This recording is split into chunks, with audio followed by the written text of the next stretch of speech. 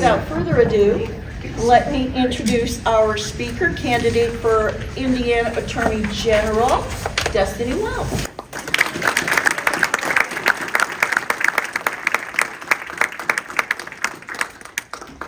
I'm sorry it's raining cats and dogs out there, but that's good for me because that means my parents are not on the tractor and I'm sure a lot of you know who she is. I want to get just kind of a general idea of the crowd. I know so many of us know each other already. Ask a couple questions. So I heard Kim references. Is anyone here for the first time tonight for an Indivisible meeting?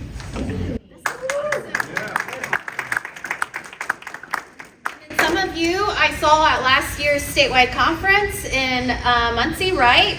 So Lafayette. Lafayette? Mm-hmm. Oh, wrong university town. That's right. You know why I did that? I did that because Sarah Vitale did so much organizing But it. she was there too. And so. she's a professor at Ball State. Right. Okay. Anyway, do not tell Tippecanoe County after that. We flipped to Tippecanoe County last year, or in 22. So how many do I know from the 22 race? Did I get to know over? Okay, I want, because you said something about how voters, they're low information voters, right?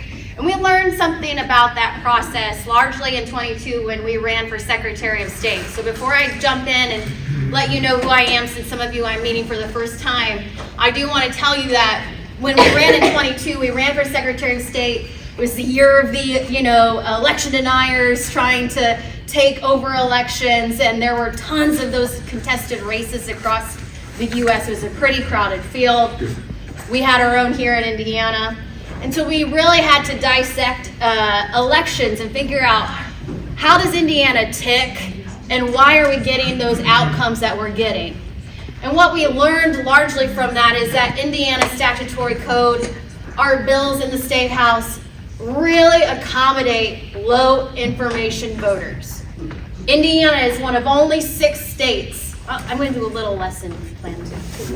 45 minutes. Indiana is only one of 6 states that still does straight ticket voting. So things I would hear in 22 is, Destiny, you're going to win. Some parts of Indiana, I would hear things I didn't really want to hear, Destiny, Indiana's not ready for Diego Morales or whatever. Okay, let's see when we get to the polls, right? I'll have conversations today with people. I'll introduce myself. We'll start with our commonalities. I'll win them over, and then I'll come with the big one. Yes, I'm a Democrat. And they'll look at me and I'll say, you voted for my opponent in 22. His name was Diego Morales. They'll say, no, I didn't. I said, you just told me you voted straight ticket Republican. You did. And we have all these low information voters that go in and vote, they pull party, and they walk right back out. That's half the battle, right? It's the education campaign that you have to run, the information campaign. And that's why we're starting this year with asking everybody to split your ticket. Go through and read the names. Unfortunately, then you're going to have people voting for people they don't know, right? But you're not necessarily voting along party lines, unless you're in Northwest Indiana, and then we say pull straight ticket Democrat, right? Of course. So that's some of the things we learned in 22. We saw where we did win, right? We were up on TV in 5 different markets. In those markets, we did really well, but it's very expensive. And if you didn't, Indiana has, I think, over 12 media markets. And we have big cities we gotta compete with. I can't afford to be up here in the Chicago market unless I'm raising big money. The Louisville market, I could afford Colts game maybe that's playing in, South Bend market, but I can't afford that Colts game in Indy. There's just so much that goes into these races, spending, and I tell people I have to raise a lot of money, one, and I have to spend enough of it to reach people at the tip of their nose. And we know where that is these days. That's in their phone, that's on TV, it's in a device, it's breaking through all these social media platforms. It's not the consumption of channels, 4, 6, 8, and 13, and 59 back in the day, and cable. It's everywhere that you are trying to flood the market to break through. So like Kim said, they know your name. They know your name. That's That is so much of the battle. So a little bit about me, and how did I even get to running for Secretary of State? And you're here, are you just one of those perennial candidates? No, this is my race, and this was always my race. And I'm gonna tell you why.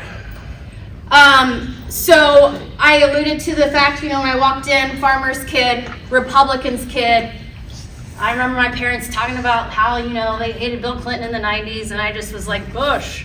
And then I became of age, and I went to IU in Bloomington, and I joined the Army National Guard at 19, and trying to make my way through the world, because there was no way, as the first kid, my parents were going to pay for my college, any more than that plus loan that I think maybe they are still paying on.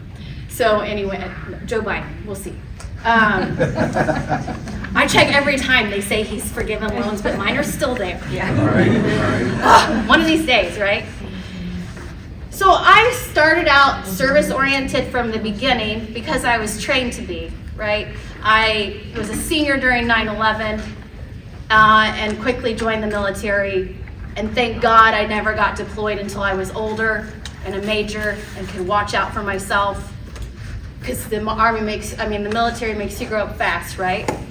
And so I did all that, and I just said, the uniform is how I serve, right? Like, I like to watch politics, but I don't get involved in politics. And then I found myself a law school graduate. You gotta be a lawyer to run for AG, right? And I find myself, some of this, I'm sorry, you've heard it ad nauseum if you've seen me 5 or 6 times. And, hi Carolyn. And I get to Afghanistan, Army Intel, I'm an Intel officer, I'm not an attorney, because I like Joe and really don't want to see the worst of Joe in court.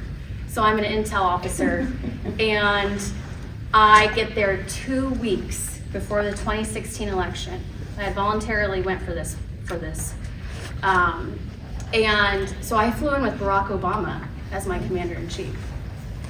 And a lot of people back home in Martinsville or in other small towns in Indiana will say, how are you a Democrat? Well, one, I know clearly where my values are, and that is on the left side of the aisle. I also know that, I enlisted under Bush.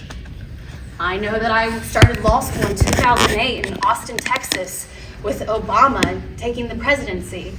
I saw the full integration of the military so that women could break those glass ceilings and serve in jobs that they wanted to serve under a Democratic administration.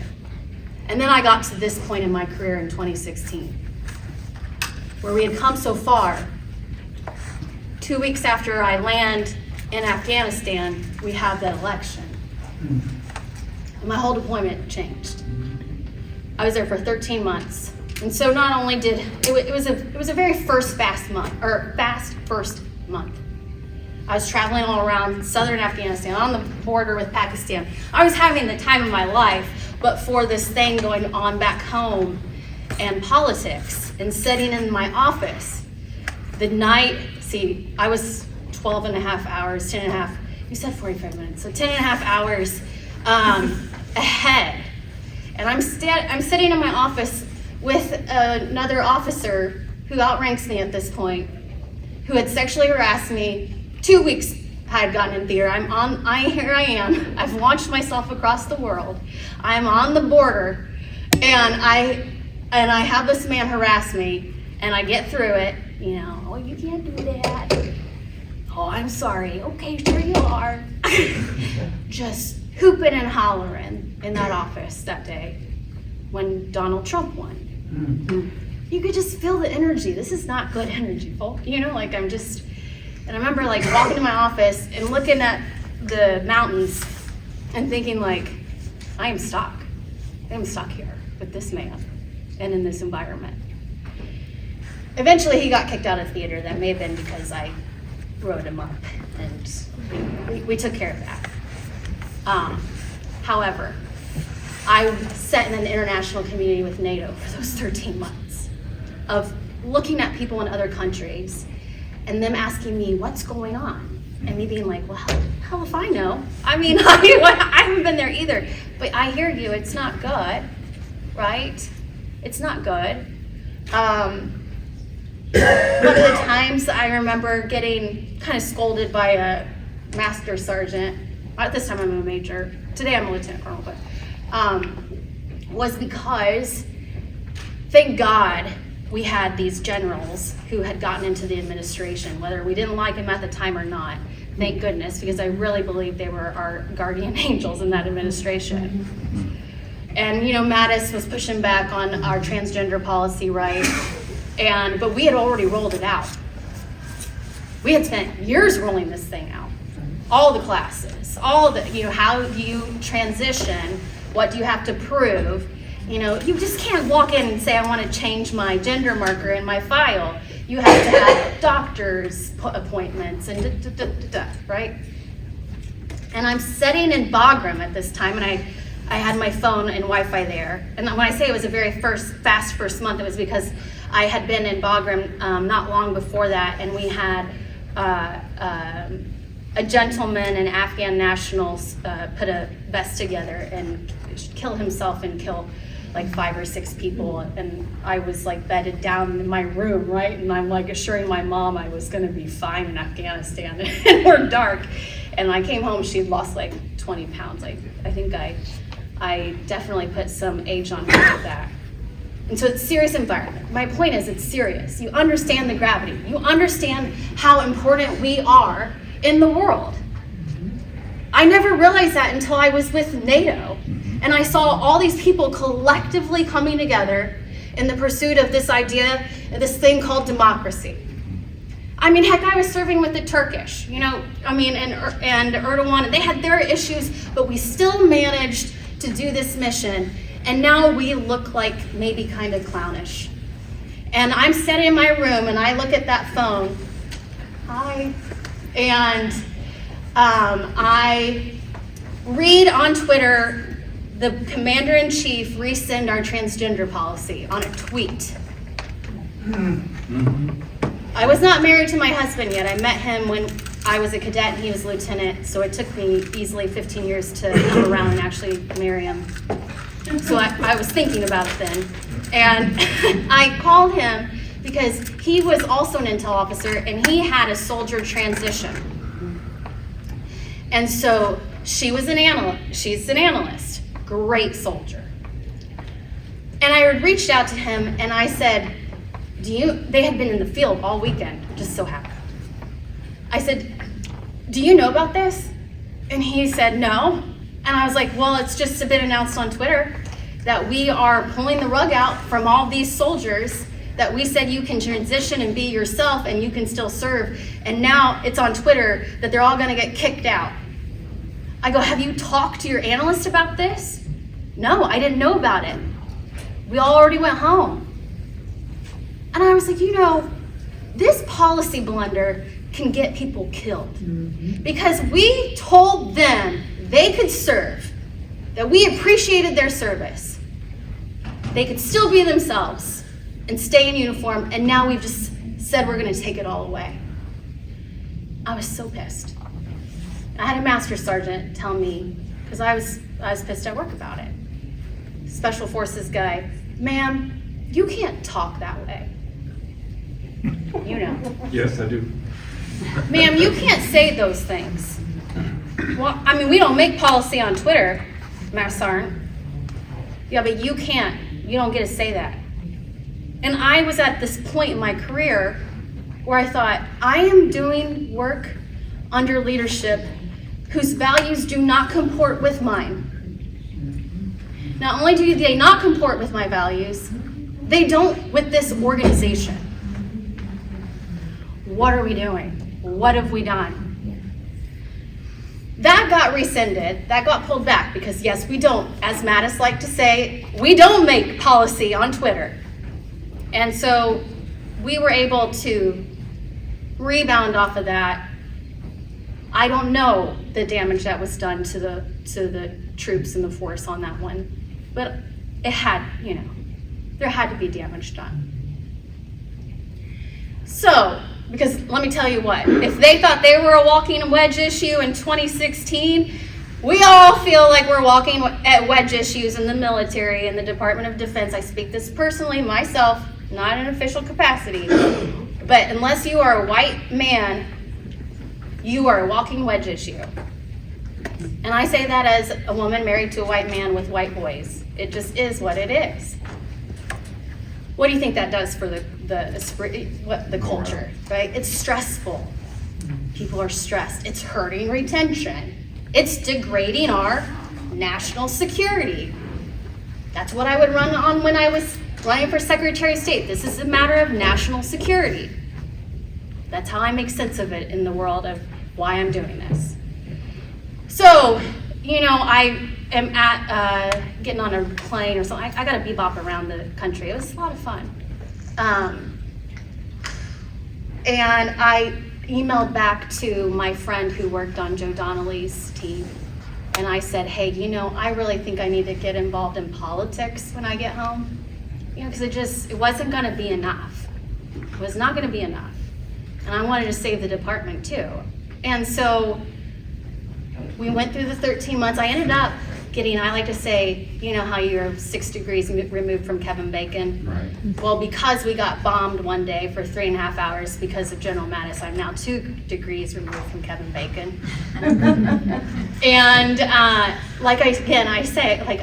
I think so highly of them, and that's why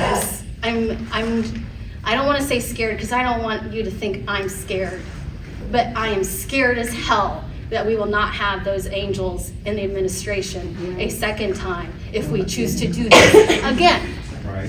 When I look at people like my grandfather and I say, you can't vote for Donald Trump, because if you vote for Donald Trump, your granddaughter, who is a lieutenant colonel with 22 years of service and wants to keep going, probably will not live to see colonel in the uniform. I will get kicked out. Because we've already saw the playbook, right? You saw those nominations held up this past year. Mm-hmm. That was a battle drill, okay? That was how far can we get and not doing blanket nominations and confirmations anymore. We can go by name. So much so that Jim Banks was circulating a PowerPoint deck of 30 general officers and admirals that should not be retained because they're too woke. The majority of those officers, whom I hold in high regard, one was is a GO in my intel chain of command, mostly women and officers of color. Of course. Men of color, too. How convenient. For doing things like supported Women's Equality Day, said the Army or the Navy or whatever was the most diverse organization in the world. These things they were saying were too woke. One was supported Dakowitz. I'm like, Dakowitz is an organization that was set up by Republicans to help integrate women into the Army 30, 40 years ago. I was livid when I saw that, and really, I've met Jim. I don't even want to give him a title. I've met him, and I'll tell you, when I walked away from meeting him in Chicago last year, I told my husband, I go, I had epiphany tonight. He goes, what? And I go, that the world is literally being ran by a bunch of narcissistic weenies. Like, I just don't know what you want. I had some word, right? Yeah. This man was just so scared. He thanked me 3 times for saying hi to him. And was he there in his underwear? Thanks. I bet. Well, actually, he was standing with, and I'm getting super inside baseball here. Maybe somebody will know who I'm talking about. That he was standing with a guy named Bob Grand. And Bob Grand is the, he used to pull the puppet strings, and he got my opponent elected in 22. Largely was the reason why my opponent got a bunch of money, car dealership money. And I walked up to both of them and I said, hi, I'm Destiny. And I was like, you were a real pain in my ass in 22. And he denied everything. But I find I get the most mileage of just going up and saying hi. You just gotta say hi and cut through it all. So I'm a little I'm a little off the path, but I'm telling you that was the moment that I decided I needed to get involved in politics, was as an extension of my military service. And I tell people all the time, I have gotten so much out of serving my country. It has completely determined the trajectory of my life and how I have gotten here. And I just want to serve my state like I've served my country. I really do, and I want people around me who I know their moral fiber, from military service, and for them to be serving too. That's why I'm always trying to uplift other veterans who are running. Martin Del Rio, a lot of them here, Martin and I went to ROTC together. They wondered how they wondered how I had so much intel on Diego in 22. It was Martin Del Rio. So that's who I am, okay? That's why I'm running. So yes, I ran for Secretary of State in 22 because I got involved in the party. That's why groups like, I'm gonna get on my soapbox about Indivisible. That's why groups like Indivisible are so important. Yes. So important, because I thought, well, I wanna get involved in politics. I'll go join the party, right? I'll start to get involved in the party. Luckily, I knew the chair, and I shot up really quick to be deputy chair and work on coalition building. That's how I got involved with people who were in Indivisible, Sarah Vitale. That's how we were just doing what we thought was good, honest political work, get people together, organize over the same values, the same causes, and it will come, right? It should come. It should come in theory. But we have a two-party system. And we've had two political parties for a very long time. And we've had one party that's operated against a Republican supermajority for a very long time. So much so that there are people that are very good people, but man, they have been doing business with Republicans for so long that I like to use the word, they're conflicted. I'm not saying you're bad, but your judgment is clouded.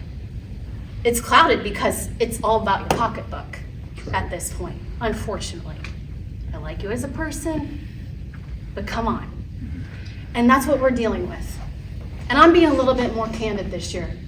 I toed the line, but I'm gonna tell you, and I'm gonna tell this crowd, toeing the line has gotten me, I got an opponent this year, okay? So we're gonna be honest, because if this is the last time I get a run, and I hope it's not, I'm gonna impart what I've learned so that we can do better the next time. And these groups are so important because they keep the party honest. Don't be Evansville Indivisible though. They just got sucked up in the party and now they're the county party down there in Vanderburgh County. And all those folks were Indivisible people, right? Yeah. Now I go down there, I gotta watch my back. You don't have those Indivisible people around. It should be easy in theory, but it's not. So we have all these things that are working against us that we have to understand if we're going to gain any ground. And so that's why I like to talk about wearing my Army hat. That's why that's why I know I have so much to offer. And I know my peers do.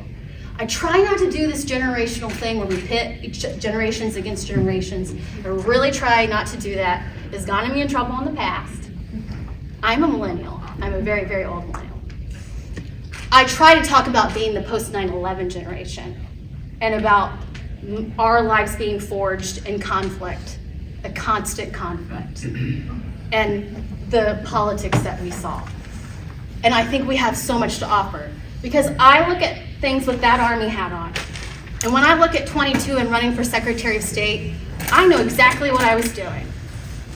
I was prepping the battlefield, going out, testing assumptions we had made, seeing where we were right, seeing where we were wrong, messaging, softening the ground, prepping that space for a future win. This always was my race. When I got home from Afghanistan, and I said, it should be easy, right? I want to go get involved in the party. It was not. It was really hard to break through. I went looking for a job. I have a little bit of a chip on my shoulder of being a misunderstood veteran off of a deployment and people thanking me for my service but not valuing my skills. Part of that's on us. We make it very hard to transfer those skills layman's terms.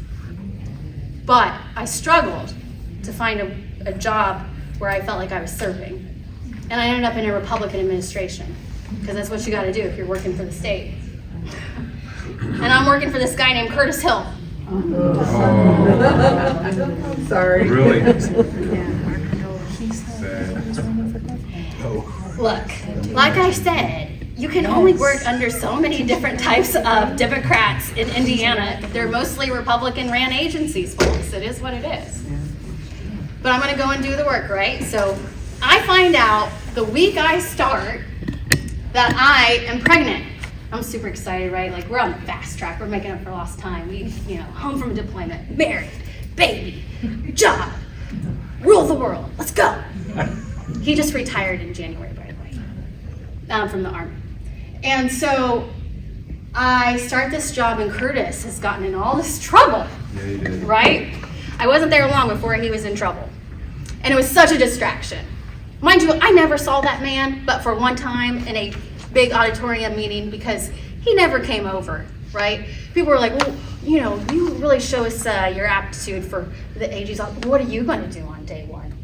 Delegates love that question. What are you going to do on day one? Well, I'll tell you what I'm going to do on day one. I'm going to put a satellite office in the actual office, and I'm going to work out of it for the most part until I feel like I can go to the State House, because people feel so undervalued there. I've seen just such an exodus of wonderful humans that were public servants that just could not work there anymore, especially this past year, because they just were too ashamed to put their names even on the pleadings, right?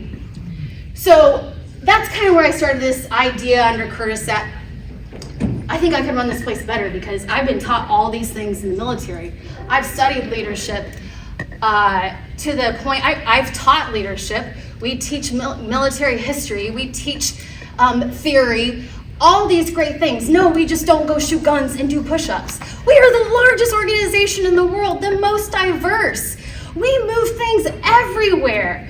We do all this wonderful stuff. We make sometimes corporate America look like way behind the times, okay? Because we've had to roll out all those policies, EO, all of that stuff well before everybody else. I can do this, and I can lead this place better. So I became the deputy chair. I realized how hard the party was. And I said, well, screw it. I'm just going to run statewide in 22. And so my story, I very much feel, has been written. And it started in Afghanistan, and it has ended here for this moment. It's in this year. I know that even more because of the issues that we are using, or the issues that we are talking about this year. And I did litigation at the AG's office, so I just got more pregnant until like 7 months in. I was like, I can't go depose offenders at the prison anymore. Like, you guys are not paying attention to me. And like for 90 minutes, I'm just poking the bear, and sir, what did you think the correctional officer did then? But wow, what a way to, experience motherhood. And so, you started in prison. So anyway, I had a boss. He was the only other veteran in the office. He understood the value I offered. And, we hit it off. Everybody leaves over the years. I end up leaving because I'm being paid substantially less as a veteran than my counterparts, and I'm running circles around some of them. They said, well, we're not going to count those years that you were in Afghanistan or did this because you weren't a lawyer, you were an intelligence officer. And I'm like, look, you can't have it both ways. You can't give me the untrained paralegal because I've led soldiers and then pay me less because I was in Afghanistan. One or the other. And so I ended up leaving in protest. And that was also hard because I really liked the job. But we all spin off different places. And some of us spin off in government agencies. And so I'm very, very well acquainted what Todd Rakita is doing. I'm one step ahead of him because my lawyer friends are telling me, right? I'm in Fort Dix, New Jersey, sweating COVID. I got there 2 days in. Guys, I'm not trying to be a weenie. I think I have COVID. And I did. So I was stuck in my room, my barracks room, for 8 days while it was shortly after SB1 had happened. I knew Todd Rokita was going to go on Fox News the night he did and trash Dr. Caitlin Bernard. I knew, because he was trying to get termination of pregnancy reports that we still talk about today. He was trying to get those TPRs and he couldn't get a hold of them, and he needed them so that he would know what he was talking about on Fox News. But he's such a narcissist and he loves the camera that even though he didn't get those reports, he still went on the air. Of course. And he said those awful things about her, right? Called her like a activist pretending to be a doctor, I had called her earlier that day and I had said, Caitlin, you need to talk to your attorney. It's a very short call. You need to talk to your attorney because Todd's gonna go on Fox News tonight. And so he does. And I'm like sweating my room. I'm like, well, technically, like I'm on bed rest, quarters, so, I can do this interview with Politico. I can do this interview. We gotta get the message out. And I saw journalists very much struggling with the story because they didn't know, how do you tell these stories of these women victims when it's clouded, one, by HIPAA, privacy, a rape victim who's young and I can't confirm her name. How do we tell these stories? And you saw journalists talking to each other and trying to figure out, how do we ethically cover this and it not be a story that hides in the shadows? And you had some of them very much being challenged in that regard. And I'd gotten to know them in 22, right? So it was like, you're kind of, on the ride with them. So all that happens, and we see what happens to Dr. Bernard by the medical licensing board. One of those gentlemen, one of those doctors, is a donor up here, right? I called in 22. I know your personal feelings, can I have a donation? Well, Destiny, I'm on the medical licensing board. I'm a gubernatorial appointment. No, I can't give you any money. Okay, but you gave Todd Rokita all this money. So you already see how conflicted and corrupt the whole thing is. The worst part of this is that while this is happening, my 4-year-old, then two-ish, 3, was in daycare. And I didn't talk about this story any of 22 because I didn't want to avail the details. And I just started talking about it when Dr. Bernard gave her interview with the New Yorker and divulged what had really happened. And that is that Todd's entire platform, I want to protect children. I want to protect children. I'm here to protect the unborn child, children, children, children. Even though we know he's in the classrooms and he's not supposed to be there. No reason the AG needs to be in the classrooms with the Parent Bill of Rights. He's very calculated in using our children against us. Because while he's saying this, I'm walking into the daycare not wanting to tell anyone that my son is in Dr. Bernard's daughter's class. She's raising hundreds of thousands of dollars because she needs a security detail. Even before this happened, I knew her oldest life had been threatened because she was providing abortion care years before. And now the kids are, in harm's way because Todd has riled up the crazy on Fox News. Yep. You do not give 2 shits about our kids. That's right. Because you have put my kid in harm's way and you have put her daughter in harm's way. And I don't want anyone to know they're here. And she doesn't either. That was the reality of it.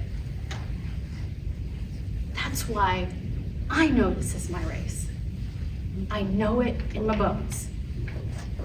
So yes, I want to talk to you about me, and I have, because they told me I had to talk that long. I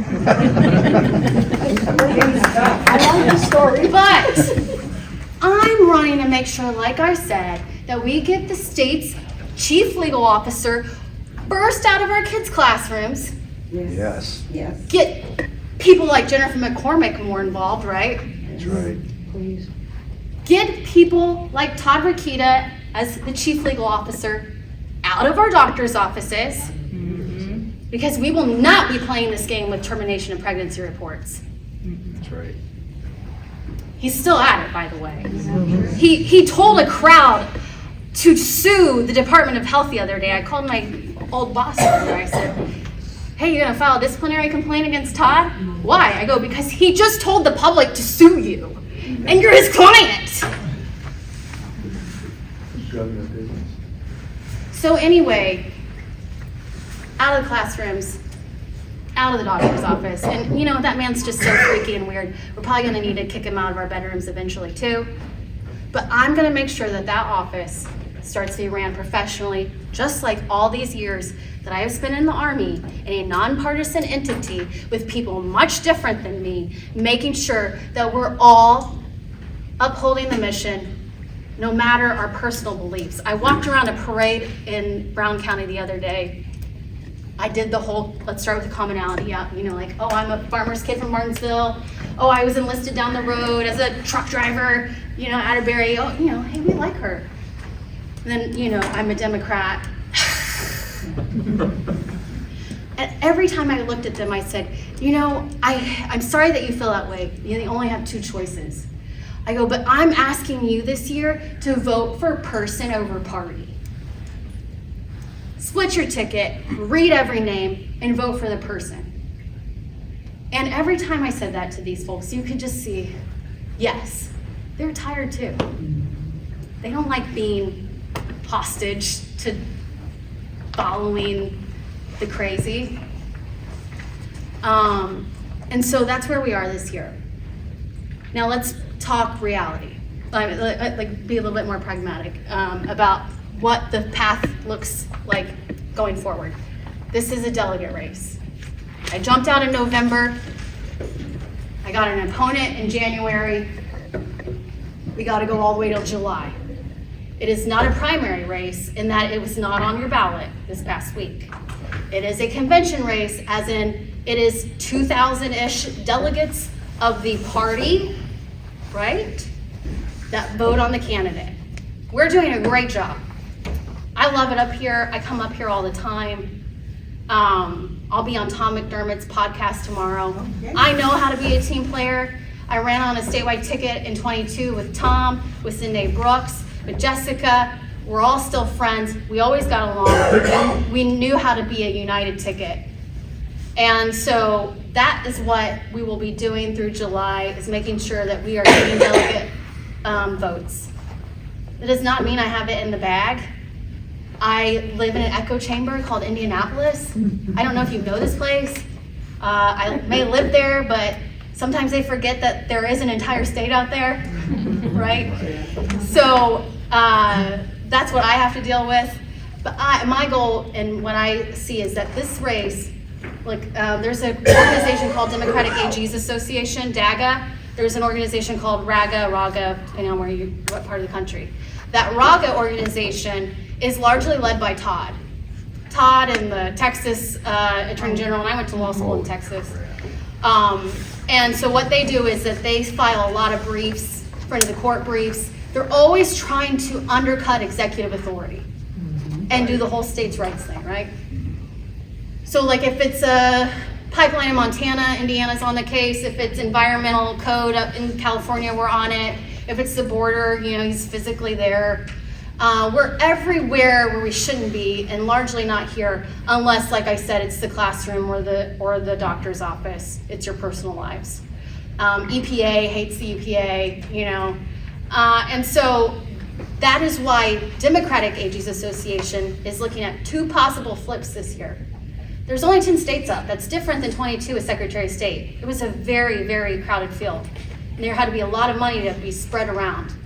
This year, only 2 Democratic incumbents are not running again because they're running for something else. So DAGA will be playing defense in 2 states, Pennsylvania and North Carolina, and then they are looking at 2 possible flips in this country. And that is Indiana and Montana. Yay! We worked so hard to court national in 22. So hard, and here it is right in front of us in 24. And that's why I gotta get everybody rowing the same direction, because it has arrived. We have a very wounded candidate. His donors are pulling out. He had the weakest quarter this past quarter. He made hardly any money. The money he made was out of state and was about, you know, his social issues that he likes to thump the drum about. And so we raised almost $1 million in 22. I need your support in helping me make sure that I have delegates ready to go in July so that I can keep fundraising, because I need $5 to $6 million to win this race. In the grand scheme of things, they say it's not a lot. It's a lot to me. Yeah. I've pulled tooth and nail for you know, the million in 22, but it was a Secretary of State race. This is a different time, different race. And how we saw the numbers come in statewide, even with our delegates, is that a lot of people just, they pulled women. They pulled women on Tuesday night. And so we're gonna be running with Jennifer, right? And then Dr. McCrae, to be determined Lieutenant Governor candidate. I'm really pulling for somebody up here in Northwest Indiana. I really think it would be great and complete the ticket, especially with Congressman Mervan's competitive race. And, you know, I just thank God that Braun didn't choose Jennifer Ruth as his running mate this week. So, you know, there are silver linings to everything. So that's where we are. So if you want to be a delegate in Lake County, I just talked to Jim Weiser and Michelle today, you know, chair and vice chair of the county party, and they're in charge of those delegate races. They have over 80 empty delegate slots, but I will tell you, Congressional District 1 has the biggest presence at the convention. They're always hooping and hollering. Indy people, like, they just don't even drive over. And so if you want to be a delegate, July 13th, what we need is your vote in the afternoon. There are meetings in the morning where you get to meet the candidates, and it's rah-rah, you know, I get hyped up. And you can give your information. Kristen's got some boards, and it's like 4 pieces of information that we will then send to the vice chair. She's also the county clerk, and she can get people plugged in to be delegate. We got to get out of our own way on this one. Yeah. We do. And so I appreciate you being here. But like I said, I mean, I feel so strongly that this has all come together at this time for this particular reason. Does anybody have any questions? Who's your opponent? You have a Democratic opponent? Yes. Okay. So her name is Beth, and she ran for Secretary of State in 2014. So if I could just be the most diplomatic on this, Sure. I spent $1 million in 22. Yeah. I travel the state. Yeah. We have to take the name recognition that we have, Yeah. the data that we collected, that woman's brain back there, who also did Jonathan Weinsapple's race, and Jim Harper, who was here for Secretary of State. Nobody knows those statewide races better than Kristen. And then, you know, just to toot my own horn, there aren't a lot of Democrats walking around that are Republican farmers' kids who have 21 years of service and are a lieutenant colonel and worked in the AG's office and know Dr. Bernard. Give me a break, guys.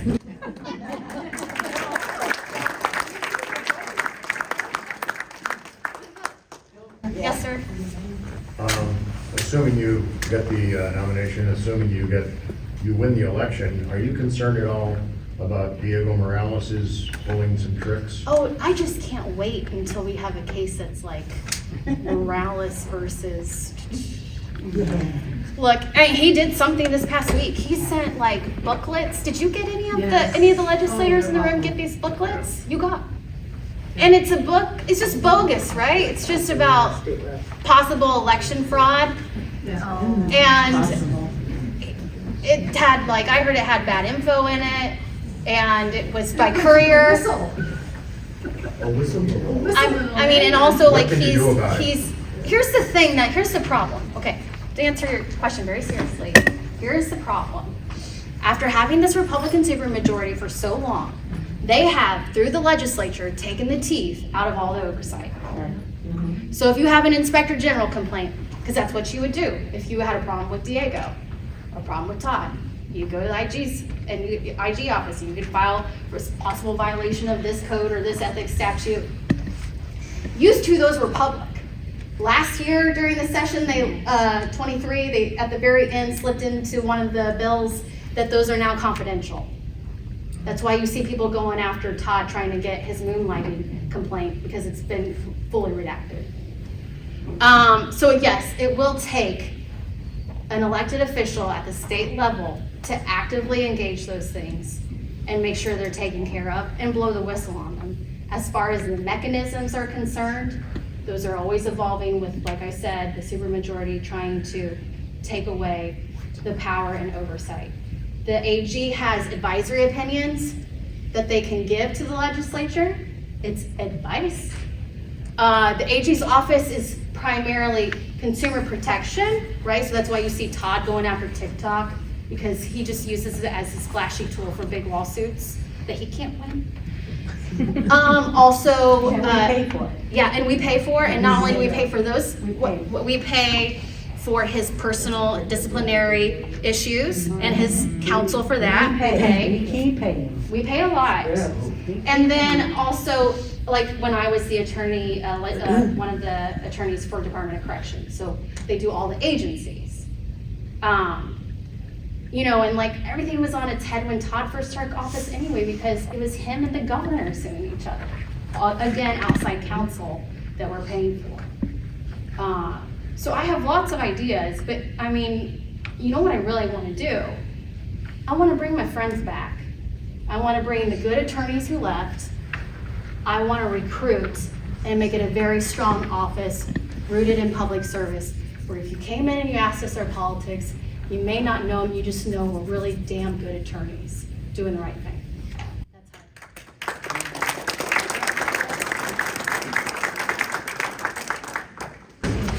That's I have actually a couple of questions. So if you worked in Curtis Hill's office, maybe you worked with Dan Hennessy?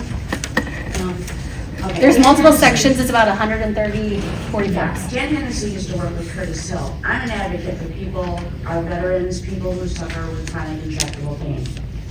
So all across the country now, doctors are being targeted because of the addiction crisis, which clearly we have. And a lot of these doctors are going to jail, and they're not overcrowding because this is not a one-size-fits-all. So the Democratic Party loses a lot of votes because our veterans are committing suicide at enormous rates because of untreated chronic intractable pain. So they go over there, they fight for us, they get blown up with IUDs and everything else, they come home, and now all of a sudden, their pain management's gone. I've gone to town halls, I've talked to our veterans, people communicate with me. I've been advocating for this for so long. And our veterans, and they say, Linda, what do you think the cause is?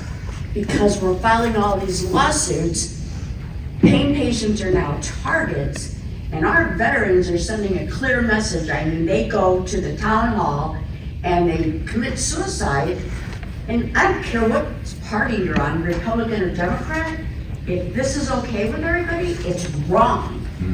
And that Dan Hennessy quit working for Curtis Hill because his wife is a pain patient. There are so many Republicans that literally, I'm a recovering Republican, by the way. There are so many Republicans right now that would literally jump ship if they had a voice.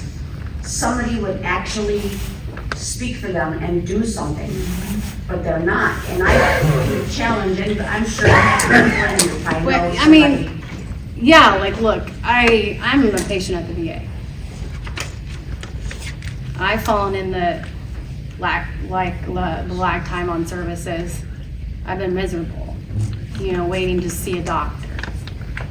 I know that I'm very familiar, like, that's why I think, like, to, you know, do hold up a Democrat when Senator Joe Donnelly put clinics across the state. That was such a great thing. These are the things like I want to do, right? Because we do have veterans commit suicide when they're stuck in the system and it's not working for them. Again, the AG's office does medical licensing.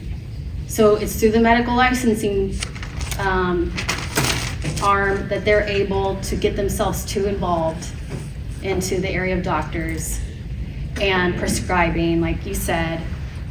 I've gotten to be friends with a lot of doctors because of what they have done to Caitlin, right? And they're all concerned and they have their coalitions.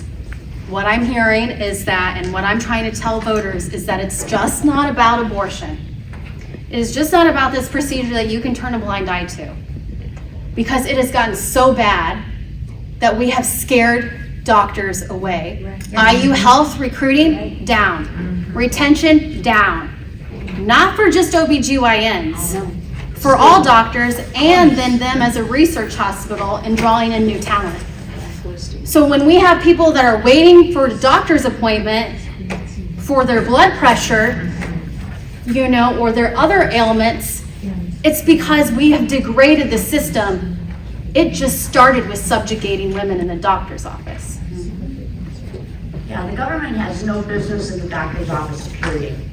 I mean, we've got too many lawmakers that are practicing medicine without a license. And I think we all should just start calling Republicans and asking them, what do we need to do to make an appointment to go get our reproductive care? Yeah, I'll say this, I'll leave with this anecdote and then I'll wrap up. My little cousin, firefighter, union family, lives in Redtown, cannot understand for the life of him why all of his buddies want to keep voting for Trump, because he knows Trump screwed over the working man. That's right. And we're having this conversation 2 weeks ago, and this has been a journey for me, right? I have grown more in the last 6 months than the entire Secretary of State race. I have learned more about life. I have gotten more mature. Also, I turned 40. That explains. Since last time, yeah. I told him this. I said, look, I've seen this movie before, right? And instead of what we're seeing now, instead of white Christian nationalists subjugating women through the doctor's office, I was in Afghanistan fighting jihad, watching the Taliban subjugate women via burqa.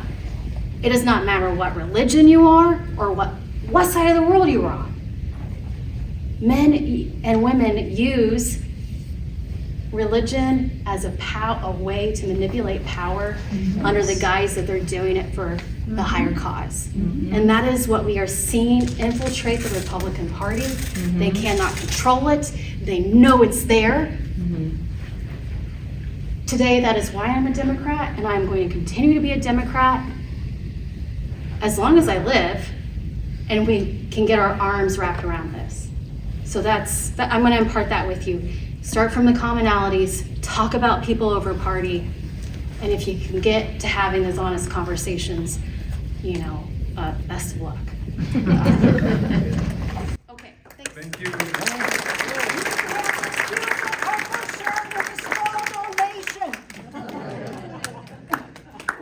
Oh, yeah, we have business cards with QR codes that you can give me that money so I can raise $5 to $6 million and get on that Colts game in Indy. Tell her why it's purple. Tell her why it's Oh, 22, summer of 22, I'm trying to run a patriotic Ford campaign and I'm losing sleep and I cannot figure out what our messaging is.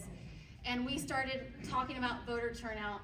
And so I went around and I said, Indiana, a purple state with a voter turnout problem, not a red state, not a blue state. And then on election night, they proved me right. Let's not do it again. Everybody, I just want to say, number one, thank you for coming. Yeah. Please, if you like what you heard here, and I don't understand that you wouldn't like what you heard here tonight. Destiny needs your help. And you know what? Of course you can use money, but you know what? It doesn't have to be money. You have the power of your voice. Talk to your friends, talk to your neighbors. You know, shoot stuff out. Like I said, you have the information there. We put out stuff daily. If you can't think of something on your own, just go there and share what we're putting out to you. Last election, we had a really pretty purple signs. Do you have any signs yet? Yeah. I may have some in the car. We weren't gonna bring them unless somebody asked. I'm Ding, ding, ding, ding, ding. Look, here's the thing with the signs. How much are they? Well, somebody would like to make a donation. Otherwise, you can pick them up. Look, here's the thing with the signs is that it's a long ways till November, so just make sure that we get them out, during early voting. That's always the problem with signs is Right. making sure that if you give them out too early, that they're there when you actually will need them. Right, and just, you guys, Indivisible Northwest Indiana endorsed Destiny. We don't do a lot of endorsements, so when we do an endorsement, it's pretty meaningful. Thank you We so much. did It really means a lot. endorse her, so you will see stuff coming out on our pages about Destiny as the time goes on, and she's right. It's time to talk about her now, but the time for signs and everything is when you know early voting is starting, that's when the signs and stuff need to go out, so keep that in mind. We'll let you know how you can get signs in this area. Wellsforindiana.com. You can find everything there. You can sign up. thought that too. I'm really active on that thing called Twitter. It's where I blow steam. You can take my campaign, can take my account out of my old dead hands. They're never getting it. So, and you can learn more about our issues. We have a whole labor plank we'll be rolling out this week that's very important to us. Illinois has a whole division of labor in their AG office. They talk about protecting workers. We have nothing similar in Indiana. We've never rethought the office since Right to Work. We've got some great ideas in regards to that. So please check us out for more information. Yes, some people will preach to me that we need to just be running on abortion, but there's more to the AG's office than just abortion. Right. Yes. So just remember everything she's saying to you, this is all so important. Please remember, you need to get out and talk to not your own people, but everybody, yes. Do you have bumper stickers? We do not have bumper stickers. Indivisible or? Let me just say this, is I have a little shop. Anybody familiar with Crown Point? Buddy and Pals? Okay, I have a little computer shop that's next door to Buddy and Pals.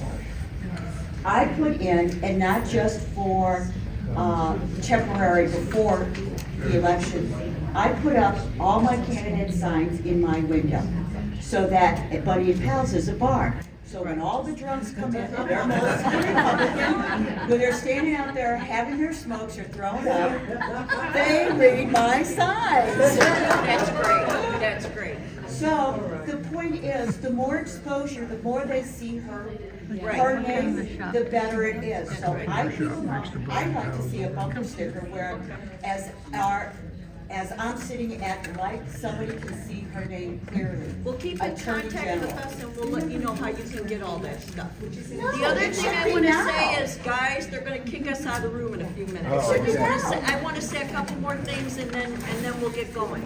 Keep in touch, yes, Don. Just for everybody who doesn't know who I am, I'm the Porter County Chairman.